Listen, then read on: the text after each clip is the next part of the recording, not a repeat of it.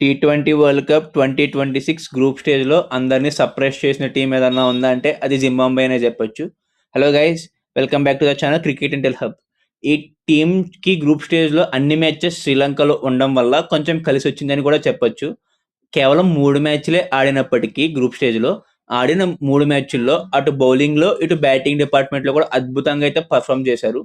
బౌలింగ్లో చూసుకుంటే వీళ్ళ స్టార్ బౌలర్ బ్లెస్సింగ్ మొజరాబానీ అద్భుతంగా రాణించి ఈ టీ20 వరల్డ్ కప్లో 9 వికెట్లు అయితే తీశాడు. కానీ బ్యాటింగ్లో చూసుకుంటే వీళ్ళ ఓపెనర్ 22 ఏళ్ల కుర్రాడు తను ఆడుతున్న మొదటి టీ20 వరల్డ్ కప్లో అద్భుతమైన పర్ఫార్మెన్స్ అయితే ఇస్తున్నాడు. ఇప్పటి వరకు ఈ ప్లేయర్ని ఈ వరల్డ్ కప్లో ఏ టీమ్స్ కూడా అవుట్ చేయలేకపోయాయి.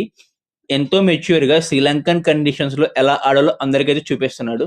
ఇతను ఆడిన 3 మ్యాచ్ల్లో చూసుకుంటే మొదటి మ్యాచ్ ఒమన్పై 48 పరుగులు స్కోర్ చేయగా మైటీ ఆస్ట్రేలియాపై 64 పరుగులు కొట్టాడు.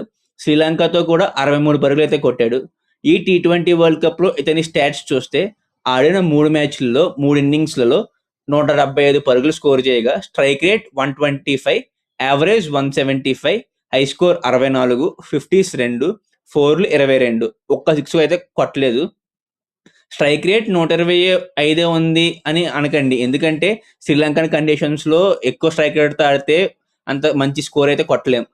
అలాగే పాకిస్తాన్ స్టార్ బ్యాటర్ని చూసుకున్న బాబర్ అజమ్ అన్ని మ్యాచెస్ శ్రీలంకలోనే ఆడుతూ అతని స్ట్రైక్ రేట్ కేవలం 115 మాత్రమే ఉంది ఈ గ్రూప్ స్టేజ్లో.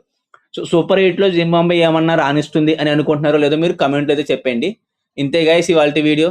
Thank you for watching. Have a nice day. Channel ఎవరన్నా కొత్తగా వస్తే సబ్స్క్రైబ్ అయితే చేసుకోండి. Thank you.